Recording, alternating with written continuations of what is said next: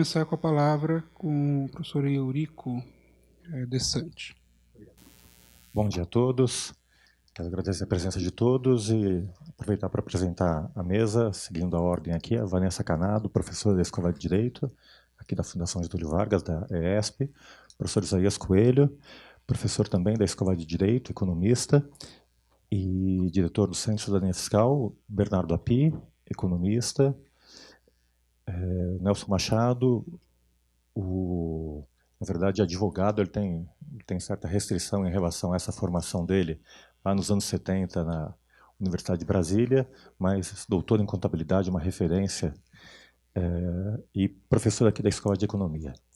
Eu acho que um dos segredos e uma das estratégias dessa proposta de reforma foi justamente esse diálogo interdisciplinar que junta expertise política, aproxima economia e direito para construir soluções. Nós do direito, tradicionalmente, não trabalhávamos com esse tema porque é um tema de... o direito sempre se colocou de uma forma passiva perante um tema como esse. Eu espero propor a reforma para depois estudar a reforma, a lei, a emenda constitucional. E, enfim, esse modelo não tem funcionado e o esforço desse grupo foi justamente integrar essa visão política, econômica e jurídica para propor um novo desenho, aproveitando as estratégias e as visões das várias áreas conjuntas. Isso foi possível graças à união desse grupo aqui presente. Tributação sobre o Brasil, que está errado e como consertar. Uma introdução sobre os problemas desse sistema, entre aspas, tributário brasileiro. O que está pegando, o que não funciona dentro desse sistema. Primeiro, eu tenho um sistema constitucional excessivamente detalhado, extenso e complexo. Para vocês terem uma ideia, o sistema tributário e financeiro na Itália, na Constituição italiana, tem 17 palavras. No Canadá, Espanha, Paraguai, Austrália, em média, tem 400 palavras. Na Alemanha, que é uma federação, é um pouco mais detalhado, tem 880 palavras. No Brasil, tem cerca de 6.000 palavras, grande parte das emendas constitucionais são de matéria tributária. Então, cria uma hipercomplexidade, tudo vai para o Supremo Tribunal Federal e demora 10 anos para poder definir qual que é o sentido de mercadoria, serviços, enfim, de todos os termos utilizados na Constituição. Além desse problema, que é um problema, digamos, de hipertrofia do sistema constitucional e um problema semântico do sistema constitucional também, nós temos um problema sintático de sobreposição de leis. Eu tenho uma Constituição Federal hipercomplexa, depois tenho toda uma legislação complementar estadual e nacional, depois eu tenho leis ordinárias estaduais, federais e municipais, depois eu tenho regulamentos federais, estaduais e municipais. Tudo isso numa pirâmide normativa em que eu tenho que, juridicamente, o regulamento tem que estar de acordo com a lei tem que estar de acordo com a lei complementar tem que estar de acordo com 6.000 palavras da Constituição. Então, eu crio aí uma série de problemas jurídicos, tudo é passível de discussão, e a gente cria o que em direito se chama sistema tributário inconstitucional. Ninguém sabe exatamente o que é constitucional, o que é legal ou não, mas tudo é inconstitucional. E, além disso, eu tenho um problema social, em que, na verdade, eu tenho uma espécie de cultura da desigualdade, dos privilégios formalizados pelo direito. Uma vez que são formalizados pelo direito, não é, Kleber? É difícil tirar esses privilégios do sistema. Tem múltiplas imunidades dos templos de qualquer culto, da imprensa, enfim, das assistenciais, que criam complexidade e problemas. Tem uma série de não incidências constitucionais. Além de ter todos esses benefícios no nível da Constituição, eu tenho múltiplas isenções, regimes especiais, favorecidos, reduções de base de cálculo, reduções de alíquota.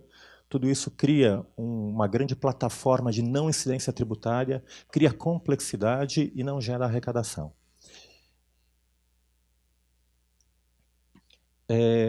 E, além de tudo isso, que é um problema de sistema tributário material, é um problema de conteúdo que eu tenho no nosso direito material tributário, eu tenho uma série de problemas da própria administração tributária. Eu tenho uma cultura do auto-infração, que é uma administração tributária que foi constituída dentro do chamado paradigma do crime.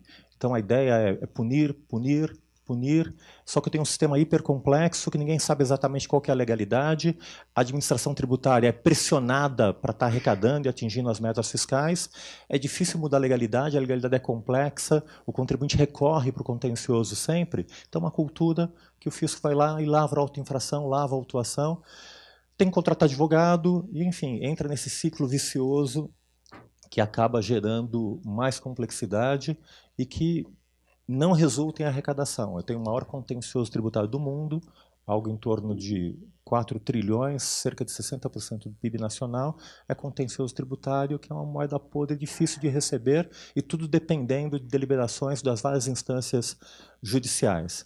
Tem um problema também de ineficácia do direito penal. O direito penal, crime é um ato típico, ilícito, culpável, antijurídico culpável, e é muito difícil saber se o fato gerador acusado de sonegação, de não ter pago o tributo, é lícito ou ilícito, porque o sistema todo é muito complexo. Então, para qualificar o direito penal, enfim, eu tenho muita dificuldade porque eu não sei exatamente o que é lícito e o que é ilícito, que é uma função básica do direito. Então, o direito penal não funciona e, até porque não funciona e porque é muito injusto, existe uma regra penal também que, se você paga, extingue a punibilidade. Então, eu tenho um direito tributário um pouco venal e não funcional. Tem um enfraquecimento tradicional dos tribunais administrativos, os tribunais municipais, os tribunais estaduais e o Tribunal Federal, que é o CARF, Conselho Administrativo de Recursos Fiscais, todos envolvidos em denúncias de corrupção. E, na verdade, não é porque o contencioso é ruim em si, ou os juízes são ruins, ou a instância é ruim. Na verdade, é a primeira instância que é transparente todo o processo de constituição do crédito tributário. Então, tem o lavratura de autoinfração, impugnação, decisão de primeira instância, tudo isso encoberto por sigilo fiscal. Isso aparece a público para discussão e deliberação quando vai para o CARF. Tem uma sobrecarga do Poder Judiciário, primeira e segunda instância, STJ, STF. Segundo os dados do CNJ, cerca de 70% de toda a massa de processos estão vinculados, de alguma forma, à matéria tributária. Então, isso cria uma série de problemas para o nosso sistema, para o nosso contencioso e atravancando o Poder Judiciário. Então, aqui os dados do contencioso das várias instâncias de dívida ativa, estados e municípios, cerca de 66% do PIB relativo a contencioso tributário.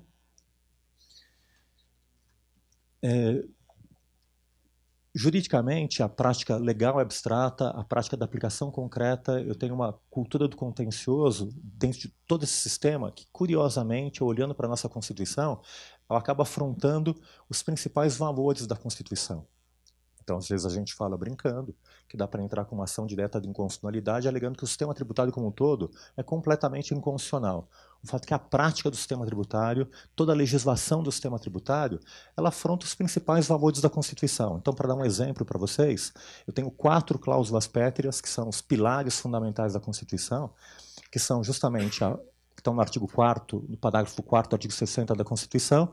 O primeiro é a forma federativa do Estado. Não posso ter nenhuma emenda constitucional que afete a federação. Eu tenho um sistema tributário que acabou com a federação. Então, eu tenho guerra fiscal entre os estados, guerra fiscal entre os municípios, guerra fiscal, especialmente em tributação digital, entre estados e municípios, guerra fiscal entre União e municípios, União e estados, que se estabeleceu através do PIS/COFINS, que o PIS/COFINS tomou a base impositiva dos estados e municípios.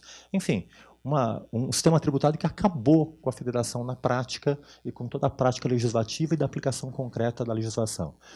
Um sistema tributário que desequilibra completamente a separação de poderes, porque essa hipercomplexidade das leis, do sistema tributário, imobiliza, trava o poder legislativo, oferece um sobrepoder ao poder executivo que acaba legislando através de decretos, portarias e através de autos de infração, através da aplicação na prática da legislação tributária, e acaba sobrecarregando o Poder Judiciário, que tem que construir as derradeiras respostas sobre o sistema tributário. O sistema tributário é protegido pela legalidade, então é o império do Legislativo, mas não é o Legislativo que diz a última palavra. Por quê? É o Judiciário que interpreta e é o Executivo que aplica. Então tem um desequilíbrio aqui dos 3 poderes, que também é uma cláusula pétrea.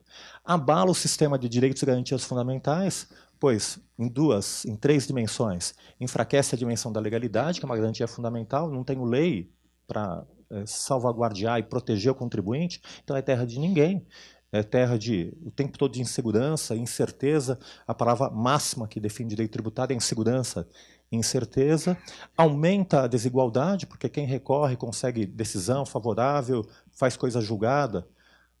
Está aí o Marcelo Guerra, que é juiz, está acompanhando essa situação. O próprio judiciário acaba construindo mais desigualdade através do processo judicial e eu acabo, com o efeito disso, provocando uma deteriorização progressiva das bases de arrecadação, colocando em risco investimento, financiamento e manutenção dos direitos sociais. Enfim, está faltando dinheiro para todo mundo, para a previdência, para a segurança, para a infraestrutura, tudo em decorrência desse sistema que não está funcionando. Enfim, desvaloriza o voto, pois a complexidade e a falta de transparência do sistema exclui o cidadão eleitor do debate e deliberação política sobre tributação e gasto público. Enfim, é todo um debate, a gente aumenta a transparência sobre gasto público, ninguém participa disso, porque, na verdade, o cidadão não se sente empoderado nessa coisa pública, na arrecadação do dinheiro público.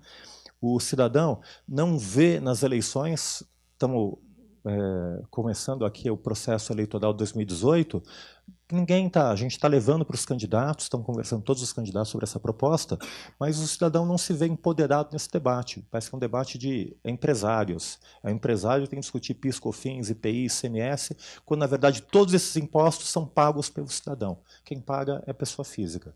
Pessoa jurídica não existe, na verdade, só existe juridicamente. Foi uma criação jurídica, são biombos artificiais criados com finalidades específicas de promover, dar garantias, proteger patrimônio, mas politicamente não existem. O que existe são os cidadãos que votam e que elegem seus representantes e que não participam do debate informado sobre o sistema tributário. Então, uma reforma tributária tem que pensar nessa dimensão política do voto. Enfim, o nosso sistema tributário simplesmente fere os 4 pilares fundamentais da nossa Constituição: a forma federativa de Estado, separação dos poderes, direitos e garantias fundamentais e o voto. Continuando o mudo de lamentações, da tristeza aqui, enfim, distorções de um sistema tributário que justificam uma ampla reforma tributária. Hipercomplexidade, que gera alto custo de conformidade para quem paga tributo, e incentiva a informalidade, incentiva a sonegação. Insegurança jurídica resultante do altíssimo grau de litígio sobre matérias tributárias, iniquidade, que é essa insegurança jurídica referente ao tratamento desigual de situações equivalentes, e distorções alocativas que decorrem dessa multiplicidade de regimes tributários. O API vai falar bem sobre isso, o Nelson, o Isaías também, não vou me alongar mais sobre isso. Diretrizes para a reforma tributária. Esse foi um debate muito difícil e muito desafiador para nós, porque nós 5 tínhamos visões divergentes e visões políticas divergentes. Então, foi fundamental nós construirmos princípios gerais para que nos guiassem como linhas guias no debate e na formulação dessa proposta de reforma tributária. Foi ideia do Nelson Machado construir essas linhas força para que pudesse nos guiar nesse debate. Então, a primeira delas é a simplicidade, e não é simplicidade para o fisco, é simplicidade para o contribuinte pagar de uma forma fácil os tributos que ele deve. Depois, equidade, que é um princípio fundamental de direito que todo mundo deseja. Então, há um desafio de tornar esses tributos mais isonômicos, respeitando a equidade vertical, equidade horizontal, que é um valor desejável para todo o sistema tributário. Depois, neutralidade, que é justamente essa perspectiva de garantir que operações e atividades semelhantes tenham a mesma carga tributária, para evitar o chamado planejamento tributário, que se aproveita da manipulação de estruturas jurídicas para reduzir carga tributária. No Brasil, eu posso me organizar de várias formas e está sendo tributado a 50%, 25%, 10% ou 1%, a mesma atividade de acordo com a forma jurídica que eu me organizo, lucro real, como empregado, como um sócio de uma empresa do lucro presumido, ou então como dono de uma empresa do Simples, ou então como MEI, como microempreendedor individual. E transparência, que é justamente esse objetivo de conectar sistema político com o sistema jurídico para fortalecer a deliberação e empoderar o cidadão contribuinte para ele debater sistema tributário, para mostrar quanto efetivamente ele paga de carga tributária, segundo cálculos do API, é algo em torno de um tributo sobre o consumo que juntaria ICMS, PIS, COFINS, ISS, transparecendo na nota fiscal exatamente quanto se paga, seria algo em torno de 25%, que é alto, mas primeiro a gente mostra para a população, aparece a nota fiscal, para depois você motivar o debate sobre o quanto é alta a tributação sobre o consumo, para migrar para outras bases, como o imposto sobre a renda, que é mais justo. E um sistema tributário voltado para a arrecadação. Rapidamente aqui, para dar uma noção para vocês, o que acontece no nosso sistema? Cada setor tem, em função dos seus lobbies, da sua conexão política, com seus privilégios, uma legalidade específica. Um produto que circula da agricultura, da mineração, e passa pela indústria, por transporte até o consumidor, passa por múltiplos regimes tributários, por múltiplas alíquotas. O consumidor final, que está ali com a interrogação na cabeça, não sabe quanto ele está pagando de carga tributária. Eu crio lei para determinar a obrigação de colocar a carga tributária, mas ninguém consegue calcular, isso não é juridicamente possível definir essa carga tributária. Daí eu ensejo a fórmula da corrupção, corrupção igual ao monopólio do poder, mais discricionariedade, menos accountability, menos transparência, é justamente a situação do nosso sistema tributário e que nós queremos evitar. E aí a proposta que a gente está encaminhando, especialmente na tributação sobre o consumo, é trabalhar com alíquotas uniformes para informar claramente para o consumidor qual que é a carga tributária. Então, a proposta de um sistema como esse fazendo um resumo geral para passar a palavra para o Nelson Machado, que vai entrar especificamente na tributação sobre o consumo. Então, como linhas gerais de uma grande reforma, pensando as várias bases impositivas, a primeira é racionalizar a tributação sobre o consumo, nacionalizando essa tributação que tem essas várias cabeças federais, estaduais e municipais. Buscar isonomia na tributação sobre a renda, buscando a tão desejada progressividade. Quem paga mais, quem ganha menos, paga efetivamente menos. Limitar e reajustar a tributação sobre a folha de salários, que é um grande problema que nós temos hoje em dia. Quem emprega é onerado com o sistema tributário, então uma outra reflexão vai ser proposta pelo API, como reequacionar essa tributação sobre os salários. Reordenar e repensar os regimes simplificados de tributação, que hoje em dia têm causado muitas distorções, e melhorar os impostos sobre a propriedade, vai ser a pauta da professora Vanessa, que vai falar sobre esse tema. Um último comentário: não adianta a gente mudar o sistema tributário sem mudar a administração tributária. Ou seja, o Brasil tem uma tradição que a Constituição muda, cria direitos, e eu tenho uma estática da administração que mais ou menos mantém a mesma racionalidade, aplicando da mesma forma o direito. Então a gente tem um grande risco de mudar completamente o sistema, fazer um sistema lindo, baseado na Nova Zelândia, e não conseguir o efeito desejado. Daí porque é fundamental também reformular toda a estrutura da administração tributária, repensar a administração tributária, repensar o processo administrativo, repensar o processo judicial. Por isso a gente está contando com alguns players aqui, como o Salucci, professor de Direito da GV, o Kleber Cabral, presidente da Unafisco. O Fisco está nos apoiando num movimento como esse.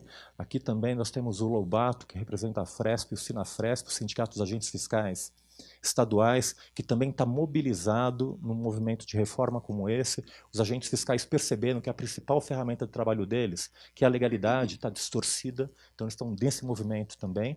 Eu tenho representantes do SINDAF aqui, do órgão municipal também, preocupado com um movimento como esse. Então eu acho que é um esforço de todos, um esforço conjunto, que junta direito material e direito formal. Passo então agora a palavra para o professor Nelson Machado. Professor. Parabéns, Júlio.